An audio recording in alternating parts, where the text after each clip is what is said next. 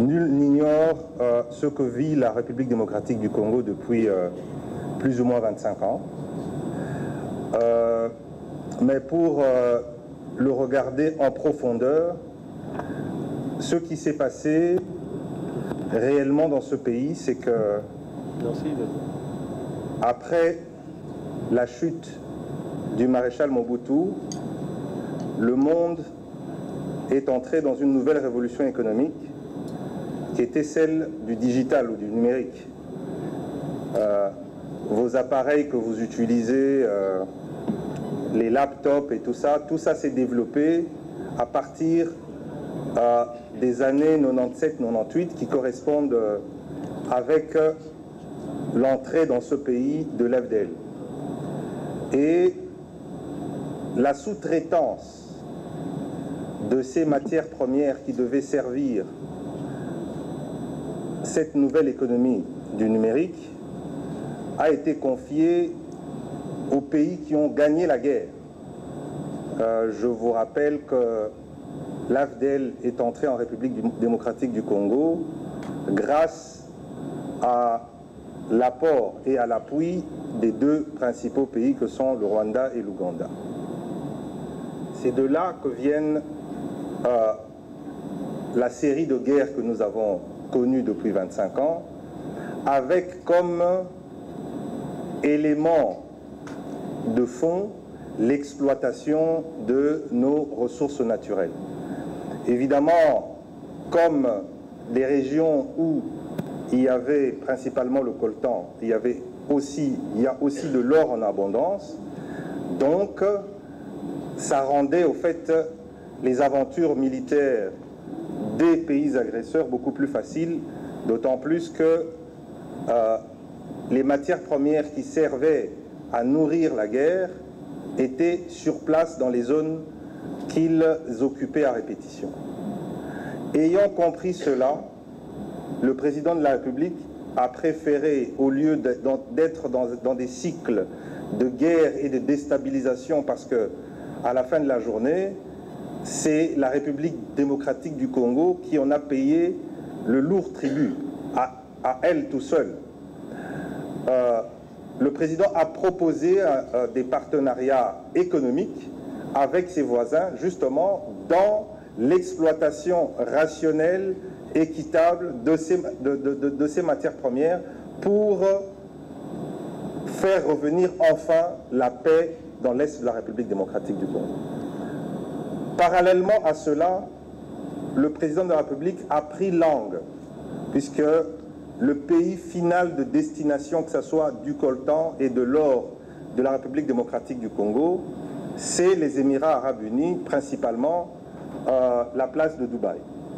C'est ainsi que le président de la République, lorsqu'il a effectué son voyage, son premier voyage officiel aux Émirats arabes unis, a parlé de ce sujet à son homologue et l'a invité à venir directement en République démocratique du Congo, établir un partenariat avec la République démocratique du Congo pour notamment l'or et le coltan, et d'éviter de passer par des pays intermédiaires. Donc c'était d'une pierre deux coups, proposer un partenariat avec les pays voisins, et de deux, aller vers le pays qui achète ces matières premières, puisqu'il y a une grande place de ce qu'on appelle les commodities aux Émirats arabes unis, ou bien une grande place financière des matières premières aux Émirats arabes unis. Et malheureusement, le Rwanda a refusé ce partenariat en réactivant le groupe terroriste M23 et en réattaquant la République démocratique du Congo, en espérant que la communauté internationale, comme elle l'avait considéré, donc comme elle a considéré la République du Rwanda comme étant le pays sous lequel l'Est de la République démocratique du Congo, donc le giron Est, le Rwanda avait le contrôle, on va dire, militaire et financier des flux de l'or. Le Rwanda pensait malheureusement continuer à exercer ce rôle-là, sans compter le travail diplomatique du président et le fait qu'il y avait déjà cet accord avec les Émirats arabes unis. Et aujourd'hui, nous avons la matérialisation du fait que les Émirats arabes unis viennent directement en République démocratique du Congo pour acheter l'or artisanal congolais dans la transparence la plus totale et pour le bénéfice des deux pays dans un partenariat que le président appelle gagnant-gagnant. Je crois que j'ai été un peu long, mais il était nécessaire de pouvoir avoir du recul, planter le cadre et montrer dans quel contexte ce partenariat a eu lieu. Et qui, comme on l'a si bien expliqué, aujourd'hui on a commencé par d'abord réidentifier, parce que les zones d'exploitation artisanale existent, on a commencé par les réidentifier encore une fois. Les coopératives qui sont attribuées, on est même allé à un autre système où on est en train d'identifier de manière individuelle tous les artisanaux qui sont dans une coopérative, ce qui pourra nous permettre déjà là d'écarter les personnes non éligibles dans le circuit et en fait aussi identifier qui sont les vrais bénéficiaires finaux de ces produits. Déjà avec le système, un partenariat qu'on a mis en place avec le SAEMAP, qui a ce rôle d'encadrer les artisanaux, au niveau de l'extraction, on s'est finalement capté jusqu'au niveau avec des tunnels. Le premier c'est avec les coopératives et le deuxième avec les négociants. Les négociants qui, leurs réserves peuvent transiter directement auprès d'eux pour arriver au niveau de nos acheteurs ou au niveau du centre. Et de l'autre côté, il y a les négociants. Les problèmes ne se limitaient pas à ces niveaux-là. L'autre problème, c'était en aval de la chaîne. Ce qui, à un certain moment, rendait nos compétitifs, nos taxes par rapport à l'exportation. Aujourd'hui, le problème a été fixé. Le problème de la taxe à l'exportation, de par la volonté du chef de l'État, avec cette société de joint venture où l'État finalement fait partie de la société, l'État a estimé qu'il a plusieurs façons finalement du captage et qu'il peut, n'est-ce pas, gagner sur la chaîne, au niveau de la chaîne de valeur. Donc avec ces stratégies et cette détermination aujourd'hui, où il y a eu non seulement plusieurs avantages, mais aussi comment on va limiter cette fraude dans la province Sud Kivu. Si vous avez pris le temps de vous renseigner, vous allez constater que dans les 2 ans, il y a eu plus de 200 négociants qui ont été tués de manière ciblée parce qu'ils avaient soit du cash ou ils avaient de l'or. Et aujourd'hui, le système est que tout va transiter par les banques. En transitant par les banques, on va finalement réduire l'influence du cash sur le marché local et cela va permettre que tout le monde, de cette sécurité que l'État est en train finalement de garantir à la classe moyenne, je reste très convaincu qu'aujourd'hui, tout le monde voudra avoir son argent à un lieu sûr que de se retrouver sur la route au merci de tout le monde. Il y a eu une question où on a demandé par rapport à l'or exporté. J'aurais bien souhaité que la question soit reformulée par rapport à l'or qu'on a amené ici pour l'exportation. Parce que le lot me semble beaucoup plus important, mais ici on est venu d'une manière symbolique avec plus de 28 kilos pour permettre l'exportation au niveau de Kinshasa. Comme vous le savez, le point le plus proche, c'est dépassé par Bukavu, le Sud Kivu. Vous pouvez prendre l'avion Goma jusqu'à Dubaï ou jusqu'à Abu Dhabi. En passant par Kinshasa, c'est tout un contour. Voilà pourquoi il a fallu qu'il y ait une exportation de manière symbolique au niveau de Kinshasa. Il y avait une question sur la valeur justement du lot. Quelqu'un me demandait le nombre de carats, mais je ne sais pas si c'est déjà... Non, déjà en répondant avec le poids, les kilos, ouais. Ça donne directement le terme de la valeur. La valeur maintenant, elle va être expertisée d'ailleurs avec le service, le CSC, qui a ses rôles d'analyse et d'expertise et de certification. Mais je peux déjà vous dire par rapport à ce qu'on a capté, c'est au-delà de 5 millions de dollars qui finalement transitent déjà par dans le système bancaire. Ça veut dire que de manière beaucoup plus brève, on a un système que nous appelons blockchain qui va finalement prendre en charge en amont de la chaîne jusqu'en aval de la chaîne et ça nous donne un couloir qui est sécurisé et des contrôles. Et finalement, avec cette volonté de voir qu'on peut avoir plus de 50 kilos finalement dans moins d'une semaine, tu comprends déjà cette détermination de tout le monde de vouloir faire avancer les choses. Ok, dernier volet, on avait aussi posé la question, pourquoi les Émirats Arabes Unis? Pourquoi avoir fait le choix de ce partenaire-là? Et peut-être aux Émirats, on posera la question, pourquoi avoir accepté le partenariat avec le Congo?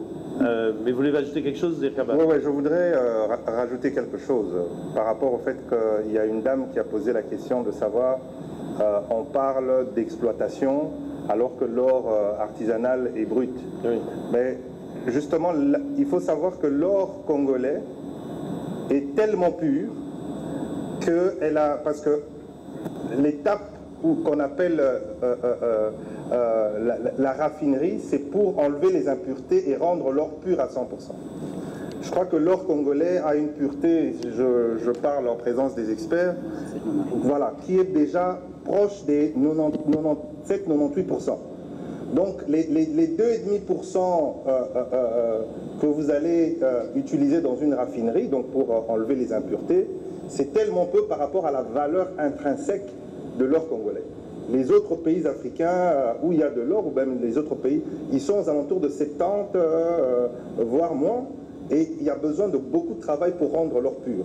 Et c'est pour cela, encore une fois, que ça rend l'Est de notre pays très attractif, et rien qu'avec cet or artisanal, qui a déjà une valeur marchande, on peut acquérir des armes et faire la guerre et ainsi de suite. Entrer dans un cycle. Et je voudrais aussi expliquer par la même occasion le choix des Émirats Arabes Unis. Le choix des Émirats Arabes Unis est un choix simple, c'est un choix rationnel. Si on veut arrêter la guerre, il eût fallu pour la RDC de savoir où est-ce que l'or illicite était vendu. Et en faisant des recherches, ce sont les Émirats Arabes Unis où l'or illicite, l'or sale, l'or du sang de la République démocratique du Congo arrivait comme point de chute finale. Et il ne faut pas seulement dire que c'est l'effort des Congolais, mais il faut aussi saluer l'effort des Émirats Arabes Unis, puisqu'ils ont fait un travail d'information pour savoir d'où est-ce que cet or venait en réalité. Et ils se sont dit, en achetant cet or à partir des pays comme le Rwanda, l'Ouganda, voire même le Burundi, à long terme, ce n'était pas quelque chose de sustainable, donc de durable pour eux. Parce qu'il y a des ONG et de toutes les manières, un mal, on ne le couvre pas de manière indéfinie. Et donc, quelque part, à un moment donné, ça allait éclater et ça allait éclabousser aussi les Émirats Arabes Unis. Donc, ils ont aussi été demandeurs. Donc, au fait, il y a eu une conjonction, une association des deux besoins. La RDC, d'une part, qui se faisait voler, et l'acheteur final qui a décidé d'acheter de l'or propre, de l'or éthique et de l'or traçable. Et donc, finalement, elle est venue directement en RDC pour ce faire. Peut-être un mot, Monsieur le Président. I want to give a comment. So our perspective is very similar to His Excellency. About a year ago, when the President of DRC came to meet our President, issues that have been raised up in the past in the United Nations, that all the smuggled gold from this country is ending up in United Arab Emirates. The true fact is that we're not responsible for all of that, but the companies that are set up there are buying illicit gold, and we wanted to change the rhetoric. We wanted to make sure it changed. So you take the bull by the horn, you come to the source. So we came to the source, and we engaged with the DRC government on an open, transparent way. How can we change the paradigm? How can we change this bad image to a positive? So we look at the opportunity that if we work together and create a JV company together with the government, we'll change the dynamics. Obviously, there's a lot more challenges, there's a lot of security issues which I don't want to get into right now, but I want to give you the crux of the decision. We want to change the rationale so that our name does not come in that list, because we're not benefiting from it, neither is DRC benefiting from it. So now by creating a union of positive thought, How can we change this negative into a positive movement? This is the reason today we're able to tell you that we are able to export, because we did all the due diligence before.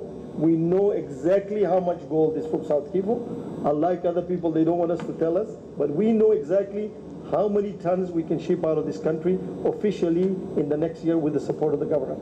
That is the rationale. That is what the press needs to understand, that this is a way forward that we've taken. We've taken this course of action. It's a long-term plan to change the dynamics and to help the people who are affected the most, the artisanal miners, the 26,350 gold miners, the overall artisanal mining industry, to give them a better life, to give them a better opportunity to have the resources so some credible company like ours, a JV partnership, can pay them the best price in a more ethical and transparent way. This is important. That is what we should take today.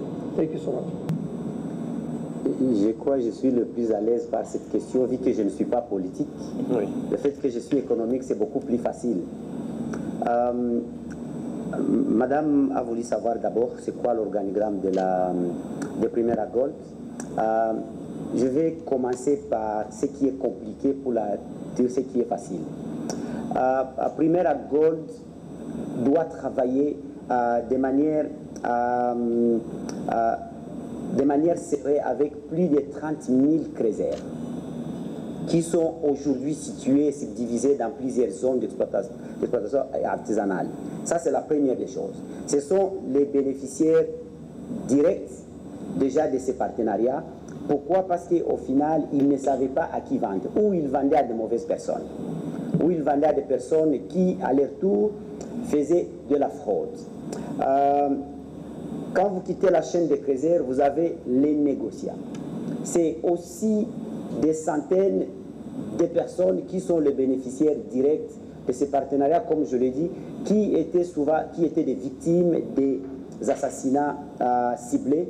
Et aujourd'hui, ce sont les plus bénéficiaires du projet. C'est ce que j'ai commencé par appeler la classe moyenne, qui va finalement retrouver une des solutions la plus stable. L'organigramme de la société, c'est beaucoup plus facile. C'est une société, comme on l'a si bien dit, c'est une frontière avec les deux pays, où on a un conseil d'administration. Et là, vous avez les CEO. Et quand tu descends entre les CEO, tu as le CFO. Et là, au milieu, tu as exactement l'auditeur interne de la société. Quand tu vas de l'autre côté et de la barre, tu vas trouver qu'il y a l'administration, les ressources humaines, et vous mettez la logistique. Et quand tu prends l'autre ligne, tu as finalement les opérations, la partie qui est la plus importante. Ces opérations qui sont gérées de manière directe par le CFO, parce qu'il prend d'un côté le finance et la gestion du caisse, et il prend de l'autre côté le labo, et n'est-ce pas, et le stockage de l'or. Et quand tu descends beaucoup plus bas, finalement, au niveau de l'administration, tu as Charrois et tu as tous ceux qui suivent. Donc, en termes clairs, et si, madame, il y a ceux qui voudraient encore postuler, on n'a même pas fini à engager chez Primera. Donc, c'est toujours ouvert. Vu que c'est une nouvelle société, on croit que de manière directe, il y aura aussi beaucoup plus de contrats qui pourront, n'est-ce pas, qui créera, n'est-ce pas, des travaux, comme je l'ai dit, des contrats directs. Pourquoi on a choisi économiquement, pourquoi Dubaï ou Abu Dhabi? Déjà, il venait de l'expliquer, le Dirkaba. Politiquement, je comprends, mais de manière économique, nous avons affaire à une raffinerie nationale qui est cotée en bourse, qui a une possibilité sur une chaîne de plus de 170 milliards, finalement avec une stabilité. Et je crois qu'il n'y a pas plus stratégique que de faire un partenariat avec une société cotée en bourse, parce qu'il y a plusieurs exigences au niveau de la diligence. Ce qui veut dire que nous tous, on se retrouve dans une même boîte, où de l'autre côté, tout le monde est censé, n'est-ce pas, aller au plus bas de la chaîne. Tout le monde est censé, n'est-ce pas, résoudre les problèmes au plus bas. Vous allez être surpris, voilà même la raison pour laquelle Primera, la première des choses qu'il a dit, comme nous avons affaire à plus de 30 000 crézets qui sont dans l'artisanat de l'or et qui constituent comme maillot faible, on va commencer, n'est-ce pas, par des assurances par rapport en cas d'une gamme d'assurance, et dont seront même les bénéficiaires, leurs conjoints, qui, au final, ils n'ont pas la possibilité, n'est-ce pas, d'avoir des assurances sociales. Et on croit qu'à ce niveau-là, il y a beaucoup plus d'avantages de ces partenariats de manière économique aussi que politique. Moi, je ne vais pas entrer dans la politique. Économiquement, ça explique avec une capacité financière, avec une expertise qui est sur place. Et ce qui manquait le Congo, ce n'est pas l'or, mais c'est la capacité d'absorber cet or qui était, n'est-ce pas, produit de manière artisanale. Aujourd'hui, on a cette capacité financière, n'est-ce pas, d'absorber, ce qui expliquerait, n'est-ce pas, ces choix. Peut-être que c'est le meilleur que si on prenait le premier choix, techniquement. Je voudrais compléter le DG. Je crois que la question est un peu plus large. Que gagne la RDC dans ce partenariat, mais c'est tout à fait évident. Je ne sais pas si vous étiez là lors de la présentation. L'année dernière, en 2021, le Sud Kivu, avec tous ses comptoirs d'or, a exporté de manière officielle 23 kilos d'or. 23, toute l'année, 23 kilos. Avec ce partenariat, seulement en 5 jours, Primera est venu présenter au président de la République ici environ 29 kilos d'or. Donc déjà, vous voyez ce que ça représente comme gain pour la RDC si on s'est projeté ça sur l'année. Or, ça n'a fonctionné qu'avec les 5 premiers jours, donc l'installation de la société. Selon la projection de Primera, au bout de 3 mois, on va atteindre notre vitesse de croisière, c'est-à-dire qu'on pourra exporter 1 tonne d'or par mois en RDC. 2021, 23 kilos. D'ici 3 mois, ça sera 1 tonne d'or, s'il vous plaît. Par mois. Par mois. Et les expectations, enfin les perspectives, les projections pour les années à venir, c'est 15 tonnes par an. Et donc, vous imaginez ce que ça représente comme gain pour la RDC, sachant qu'on a déjà des taxes de 0,5% à l'exportation et qu'on va créer tout un système, un écosystème économique, bancarisé et donc aussi fiscalisé. Les chiffres vont être confirmés dans les mois qui suivent, mais c'est carrément un autre monde dans lequel la RDC rentre avec le partenariat avec Primera. Une dynamique vertueuse en fait et de création de richesse. Non, exactement. Et je peux déjà vous annoncer que dans 1 ou 2 mois, nous allons faire la même chose pour le coltan. Encore une fois, madame, excusez-moi, c'est pas pour punir le Rwanda, mais c'est pour la RDC, pour le bénéfice de la RDC. Donc, voilà. On se réapproprie nos richesses. Non, en fait, c'est comme si c'était, en fait, c'est comme si c'était pas naturel. C'était pas, donc un pays ne pouvait pas décider de pouvoir exploiter ses richesses pour elle-même. Enfin, ça, enfin. Oui.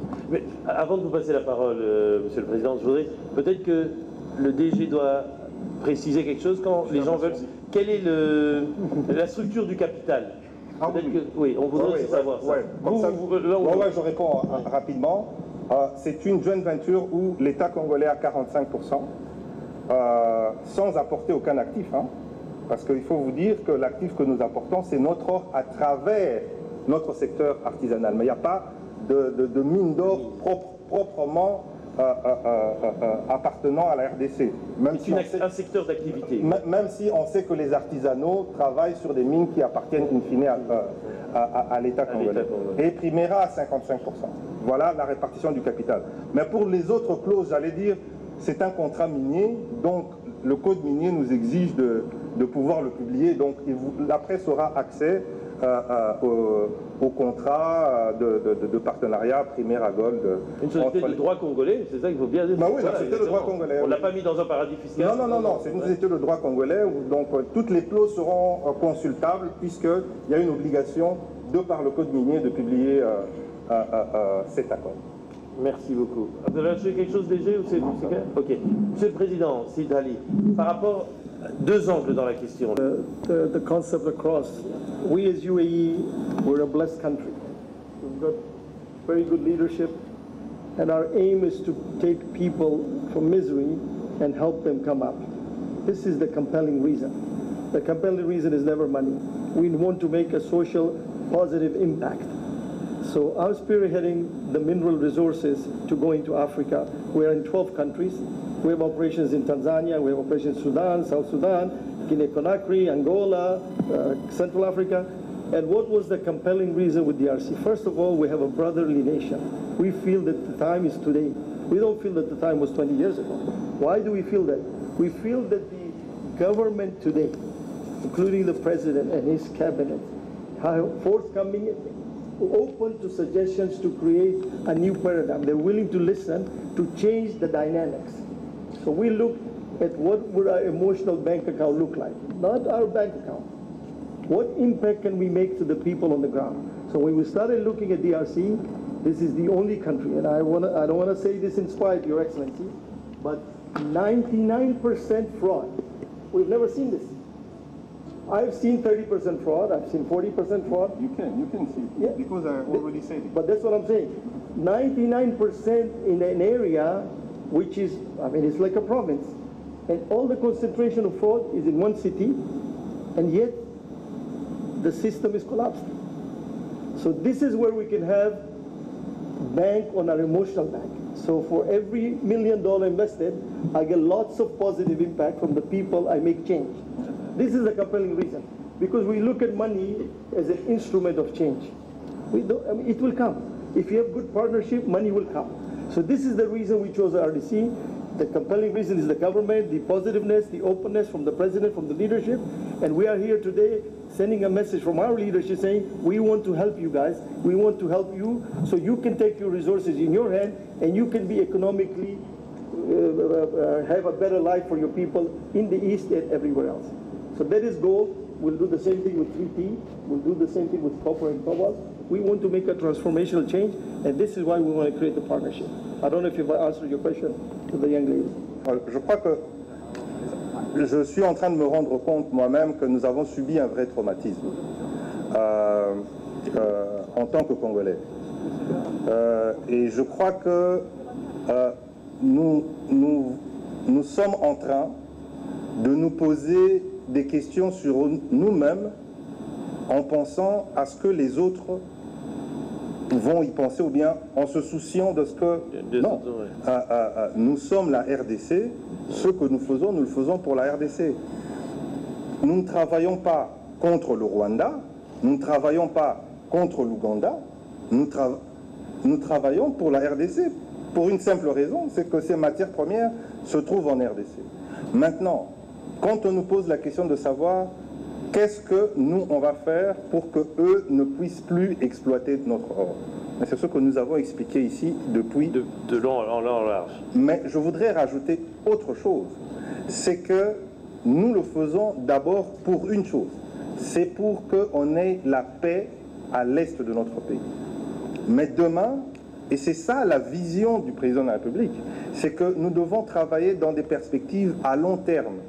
Rien n'empêche demain que le Rwanda, peut-être avec un autre président, l'Ouganda, peut-être avec un autre président, peut-être aussi... Inch'Allah. Et non, peut-être aussi en République démocratique du Congo, il y aura un autre président. Donc je me projette dans 30 ans en se disant, voilà, il y a une entreprise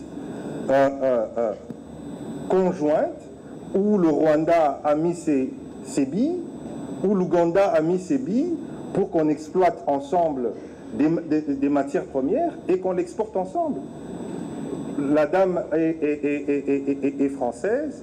Je pense que dans l'actionnariat de Total, qui est une entreprise française, nous avons une partie belge via CNP qui appartient à M. Albert Frère. Et c'est comme ça dans beaucoup d'entreprises en Europe. Il ne faudrait pas qu'en RDC, on commence à croire que nous vivons dans une forteresse. Non, ce que nous faisons, c'est d'abord pour gagner la paix. Et ensuite, rien ne nous interdit de pouvoir être en partenariat avec le Rwanda, avec l'Ouganda, avec la Centrafrique, avec le Congo-Brazzaville, puisque nous sommes en partenariat avec les Émirats Arabes Unis qui sont à des milliers de kilomètres du Congo. Donc, c'est ce traumatisme, je crois même africain, et je pense que c'est même le cas pour le Rwanda. On leur a fait penser qu'ils étaient supérieurs aux autres et qu'ils avaient vocation à dominer leurs voisins africains, et que, voilà, on est entré dans un cycle de guerre qui détruisait l'Afrique, qui a occasionné des millions de morts en République démocratique du Congo, mais ça n'a pas empêché à ce que notre or arrive aux Émirats arabes unis et fasse la prospérité de ce pays-là. Donc c'est de ça qu'il s'agit réellement. Donc il faudrait qu'on puisse se dépasser et qu'on se dise, nous avons été entraînés par le Rwanda notamment dans des pratiques rétrogrades, barbares, des siècles anciens et j'allais dire immémoriaux, non, pas du tout, des siècles de barbarie, et que nous avons vocation à nous projeter dans un futur radieux, un futur qui construise l'Afrique, un futur qui permette le développement harmonieux de nos pays et de nos peuples. Et c'est ça le discours, et c'est ça la vision du président de la République. Absolument. Voilà. Que c'est vraiment, retenons que c'est un partenariat pour le Congo, voilà, et pas contre. On ne construit pas quelque chose à long terme, une dynamique positive, en s'érigeant contre. Non. Mais il se fait que ce partenariat pour le Congo va bloquer les intérêts des autres. Mais si ces intérêts étaient contre nous, bah, tant pis pour eux. Nous, on défend nos intérêts. Et s'ils sont d'accord d'entrer en partenariat avec nous, ce que le président a déjà d'emblée proposé, puisqu'on fait comme si on oublie qu'il y a eu des accords signés pour l'exploitation de l'or entre le Rwanda et la République démocratique du Congo. Mais c'est le Rwanda qui a attaqué la RDC, et la RDC a dû annuler ce partenariat. Et donc, nous sommes toujours ouverts. Nous travaillons d'abord pour les intérêts du Congo et de sa population. Et demain, pourquoi pas un partenariat avec le Rwanda, y compris, si et seulement si, ils sont d'accord pour un partenariat équitable, comme on l'a dit là, gagnant-gagnant, transparent, et que ça ne soit pas qu'on vienne avec des armes et des terroristes venir s'accaparer des richesses de son voisin. Voilà. Merci beaucoup. Monsieur le DG, Joseph, une question sur la façon dont la population, comment elle va en profiter. Vous l'avez déjà expliqué un peu avec cette organisation, cette structuration du monde des orpailleurs artisanaux, mais peut-être la question de madame, c'est plus, de monsieur, pardon, c'était, est-ce que la sensibilisation sur le terrain a déjà commencé et vous voyez des changements? Bon, répondez en français ou en anglais, parce que le Swahili, malheureusement. Le wakama batu bananza kuwa sensibilize eke inaonekana ke ni faida ya watu wote juu ya initiative ya centre iko specialize juu ya kununua madini, na itakuwa inasaidia sana sana ba negotiaji alisema wafanya madini wenye walikuwa wanafaidika tangu zamani bila kufanya hiyo system ya traceability. Sasa anauliza kama kwa leo watafaidika namuna gani? Watafaidika namuna gani? Ile walikuwa wanafanya tunaita ni walikuwa wanatumika munjia ya yenye tunaita fraud mkifaransa. Tunaita fraud, ilikuwa na expose wafanya madini kila mara, ndio tulisema mu assassinats ziko ciblé. Le fait que walikuwa nakuwa na madini wala wanakuwa na pesa, balikuwa ma cible facile ku batu yoyote. Et du coup, ça c'est un partenariat qui va permettre finalement que les négociants qui vont finalement se retrouver dans un chemin où ils peuvent aller vendre sans avoir de l'inquiétude. Je vais peut-être vous surprendre qu'il y a de ces négociants, à chaque fois qu'ils allaient vendre à des sociétés dont les bénéficiaires sont des étrangers à l'époque, et s'il arrivait qu'ils ne sont pas payés, ils ne savaient pas malheureusement comment venir faire payer. Je vous épargne des listes de plaintes de tous les négociants qui se sont fait escroquer par ce schéma. Parce que finalement, nul ne peut invoquer sa propre turpitude. Il n'y a pas moyen d'aller se plaindre que je suis allé vendre l'or et que ça fait 1 mois, 2 mois ou 5 ans qu'on ne m'a pas payé.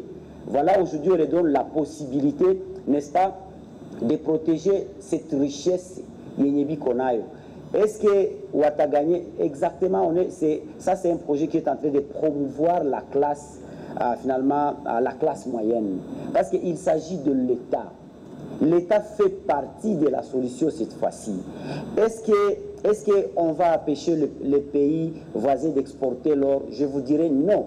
Mais nous allons tout faire pour que l'or qui est extrait chez nous soit exporté par le centre spécialisé que l'État vient de mettre en place.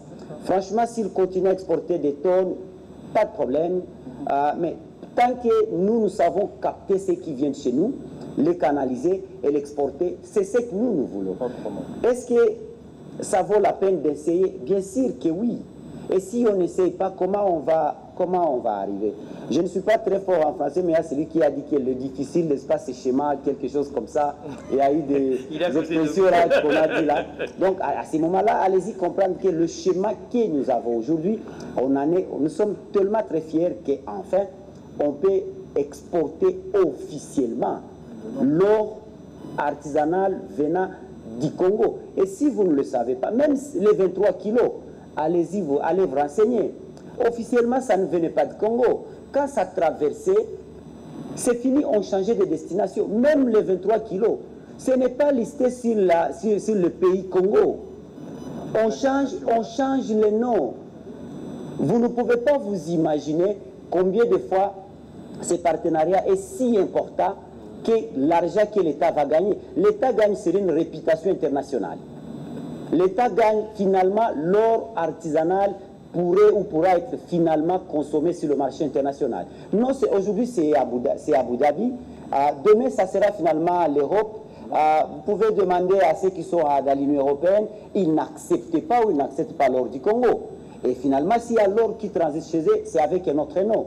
Aujourd'hui, tout le monde finalement peut avoir un acheteur dans un pays qui est sur l'espace Schengen et il va exporter avec ce qui vient de se passer ici. C'est parce que finalement, nous avons une raffinerie qui est listée au niveau international et qui dit, mais ben, voici la route, elle est grandement ouverte. Est-ce qu'on y gagne? Oui, bien sûr que nous y gagnons. Est-ce que ça vaut la peine? Je vous dirais, franchement, si on se repose la même question, donc on refuse de croire à ce qui se passe dans ces pays. Je ne suis pas politicien et je n'ai pas envie de l'être, mais je dis les choses économiquement. De la façon dont ça se passe, s'il y a des projets pareils qu'il faut faire, il faudra le refaire autant de fois. Vous croyez qu'il y a un investisseur qui accepterait d'être sur l'échelle de plus de 1 milliard, avec tous les risques, pour gagner, je ne sais pas combien, 0 point quelque chose? Je ne pense pas. C'est parce qu'il y a cette réputation dans les deux pays, comme l'a dit les Dirkaba. On se retrouve dans une même box, on a des possibilités. Soit on fait la ligne droite, nous avançons, ou dans les cas contraires, c'est le monde entier qui va nous tomber sur nous. Et je suis très content que la décision aujourd'hui, elle me semble la plus importante et que finalement, on va valoriser ce que nous appelons tout le temps le maillon faible de la chaîne. Les maillons faibles, ce sont tous ces créateurs. Ce sont tous ces gens finalement qui créaient et qui ne pouvaient pas vivre de ces efforts. Peut-être que vous ne les avez jamais vus, mais les photos, peut-être que ça montre beaucoup mieux. Il faut arriver dans le site, je vous assure que vous n'aurez plus de questions. Vous allez rentrer, vous n'aurez plus de questions. Et vous allez être les premiers à dire, si on se fait de tels contrats, où l'État peut accepter de céder sur les taxes. De toute façon, ça ne sert à rien d'avoir 5% sur 23 kilos. Vaut mieux avoir 0% et les gagner sur les dividendes que de croire que vous avez gagné 5% sur 0. Je préfère avoir un sur ça qui est économiquement beaucoup plus important. Donc, je continue à dire que tant qu'on a des projets où l'État congolais, il a 45% et que finalement, il y a celui qui amène l'argent avec tous les risques possibles et finalement, il prend 55%. Je crois que c'est la chose l'idéal, ce qui serait la chose la plus importante et ce qui pourrait, n'est-ce pas, booster l'artisanat qui souffrait de ces souffles que l'État, sur sa chaîne, l'État avait déjà résolu un problème en disant vous, les communautés locales, vous pouvez vous constituer dans des coopératives minières.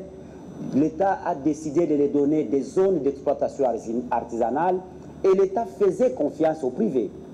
L'État faisait confiance que finalement, ces mêmes artisanaux pouvaient, n'est-ce pas, trouver ou pouvaient vendre au privé. Mais les privés, ils ont au-dessus, en effet. Ce n'est pas les messieurs qui est dans les trous 24 qui fait la fraude. Non, ce sont les sociétés qui sont constituées. Aujourd'hui, je me dis, l'État, je crois qu'il a résolu un problème en disant, moi-même, je fais partie. en disant aux artisanaux, maintenant venez là-bas. Il y a un centre spécialisé pour ça. Venez vendre vos minerais là-bas. Je serais très content si on voulait, on peut le mettre dans toutes les provinces, dans tous les secteurs artisanaux. Je crois que ça pourrait faire changer les choses et ça serait une nouvelle histoire qu'on est en train d'écrire. Info 243 au cœur de l'actualité.